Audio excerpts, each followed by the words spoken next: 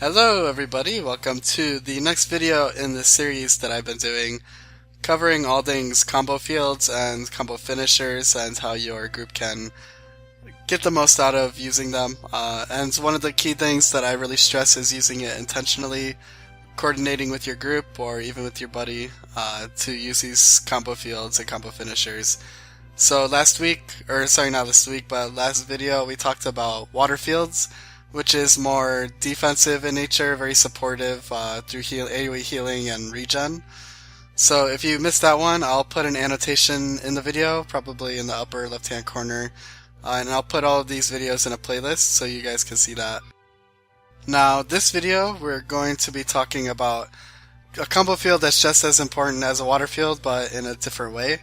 So, like I said, water fields are more, they deal with healing and more support, kind of leaning towards defense for your group.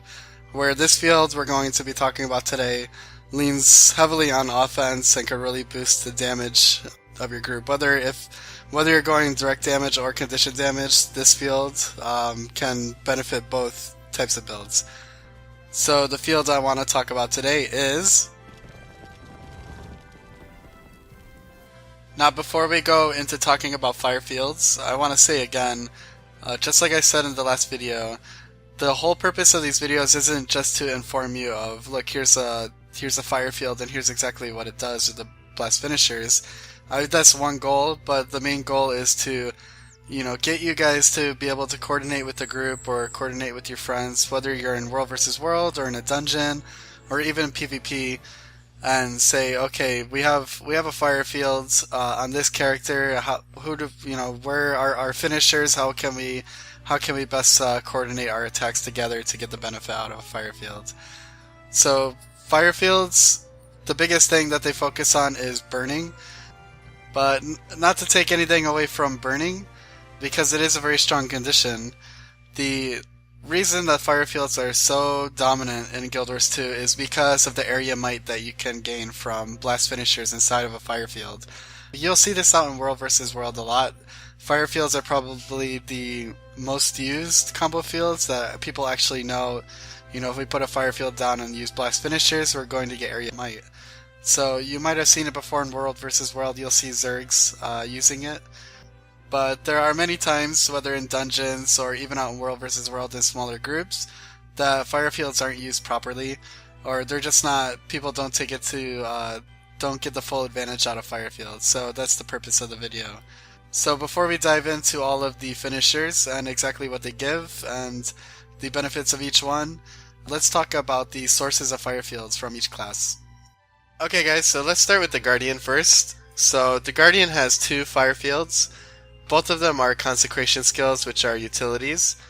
So the first one is Purging Flames. This puts down a ring of fire that burns enemies and then cures conditions on allies. It is on a 35-second cooldown, and the duration of the fire field that you put down is 5 seconds. Now the second one is Hallowed Grounds. Now this grants stability to your allies, and the fire field it puts down is 10 seconds long, which is a fairly long fire field. But unfortunately the cooldown is 80 seconds. The next class that offers fire fields is an Engineer. Now an Engineer has two fire fields, both in a certain weapon kit. So the first one is in Bomb Kit, and they have Fire Bomb, which leaves down a 3-second fire field, which is on an 8-second cooldown, so even though it's 3 seconds long, you can put it down quite often. The second fire field that an Engineer has is Napalm, which is in the Flamethrower kit. Now that's the one that kind of looks like a firewall. Now this one actually lasts 10 seconds and it's on a 30-second cooldown, so if you are using a flamethrower, this is definitely a fire field that you want to take advantage of. Okay, so the next class that offers fire fields is the Ranger. The Ranger has two different fire fields.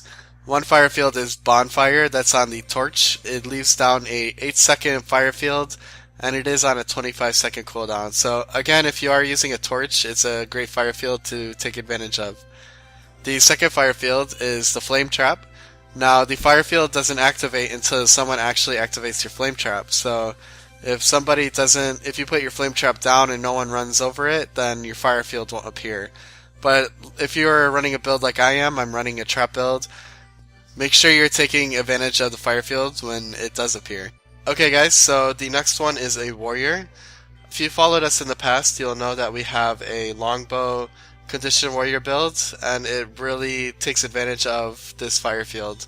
The fire field is combustive shot. It's actually the burst skill on the longbow, and the duration of the fire field is 4 seconds, with a 10-second cooldown on combustive shot, which actually can be reduced through your traits, so you can use your burst skills more frequently. So you can be putting fire fields down quite often, and it is really big, so it's very noticeable to your allies. And overall, it's just an amazing skill. Alright, so let's talk about the profession I'm most excited to talk about, and that would be an elementalist, mostly because this is what I play pretty much exclusively now. The elementalist offers the most amount of fire fields, and they offer a ton of blast finishers to go along with it, which makes the elementalist and a fire field combo very potent. So let's talk about the staff first. The elementalist has 2 fire fields in the staff. It has burning retreat, which is a 6-second cooldown, or sorry, a 6-second fire field, and it's on a 20-second cooldown.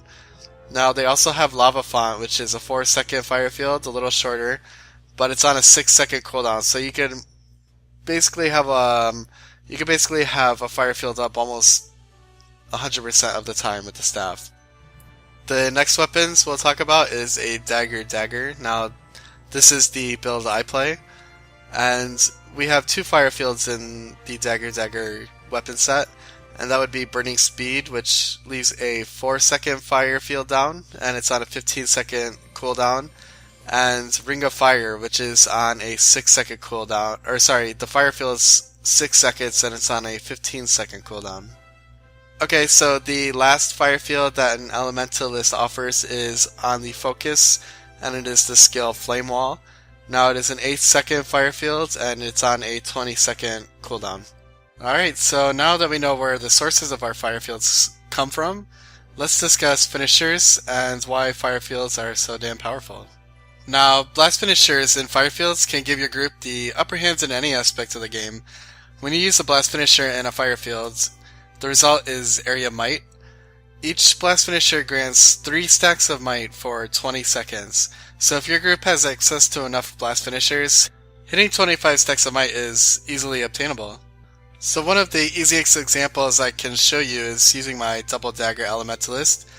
With my double dagger elementalist, I can grant my group 12 stacks of might for 20 seconds in a single rotation of my skills. So 12 stacks of might is nice, but let's put another elementalist in my group and see how many stacks of might we can reach.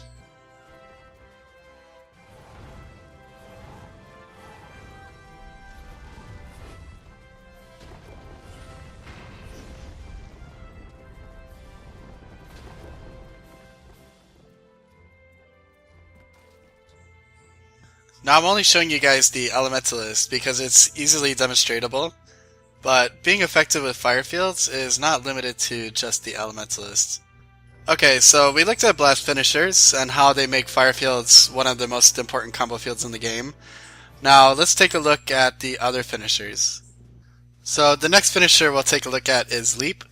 If you've seen our longbow warrior build, then you'll know the benefits of leaping through a fire field already. Using a leap finisher through a fire field grants fire armor. Now the fire armor gained through using a leap in a fire field lasts for 5 seconds. And fire armor is an aura that burns attackers, and also grants 1 stack of might for 10 seconds when you're hit. So on top of blast finishers, it's also another great way to gain might. Okay, so the last 2 finishers are projectiles and whirls. Projectiles are single target attacks, while whirls apply the effect in an area. Using a projectile or a whirl in a fire field applies burning. The formula for how much burning a projectile will cause at level 80 is 320 plus a 0.25 condition damage multiplier, and then plus 8 damage per second. So if we had 1000 condition damage on our character, and we used the projectile finisher through a fire field, we would apply 578 damage per second, and that's for 2 seconds, because the burning we apply with a projectile and a whirl finisher is 2 seconds. So if you have a decent amount of conditioned damage, you can apply over 1,000 damage to an enemy just by shooting through a fire field. So imagine if your group was really using these fields to their full extent, you could see how the damage would really start adding up. The same goes for a Whirl Finisher, which shoots burning bolts, and it applies burning to an area instead of a single target. If you want to stack Might for your group, especially as an Elementalist, look into Boon Duration and Might Duration for your rune selections. If you have 30% increased Boon Duration on top of 20% Might Duration, getting up to 25 stacks of Might on your own will become easily achievable. Okay, thanks guys for watching this video covering all things fire fields and finishers. If you enjoyed this video, please subscribe, and remember I will put all of these videos into a playlist. So if you do miss a certain video, you can go back into the playlist to check it out. Thanks guys.